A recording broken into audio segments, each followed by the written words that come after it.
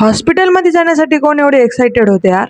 Hello everyone, I am Aadi आणि welcome to my new mini blog. आज bus stop पर्यंत काकाच्या गाडीवर गेलते मी. आपल्या नांदेडचं तिकीट काढलं आणि 440 रुपये कंडक्टर अंकल जवळ माझे बाकी होते. नांदेडला जाईपर्यंत मी एकच विचार केला की जर मी पैसे घ्यायचे विसरले तर, कारण की असं खूपदा झालं मी पैसे घ्यायचेच विसरते. एरवी पैशाचा आकडा कमी असते पण यावेळेस खूपच जास्त आहे, त्यामुळे टेन्शन जास्तच होत आहे. माझ्या फ्रेंडला सांगलं होतं कॉल करून की पैसे घ्यायचं आठवण करून दे म्हणून. तिनं कॉल केलता मला, मग काय पैसे घेतले मी. जर तुम्ही पण माझ्यासारखी विसरभोळे असाल तर चिल्लर ठेवत जागा बसमध्ये जाताना. आमचं होतं आज गेस्ट लेक्चर आणि लेकरं जिथं बघलं तिथं असाइनमेंटच लिहित होते. फर्स्ट इयर आणि सेकंड इयर वाल्याचं एन्झाइम आयसोलेशनचं गेस्ट लेक्चर होतं आणि त्या टीचरचं नाव होतं सतीश कुलकर्णी फ्रॉम संभाजीनगर. सिनियरचं पण असाइनमेंट सबमिशन आहे वाटते, ते पण लेक्चर मध्ये असाइनमेंट लिहित होते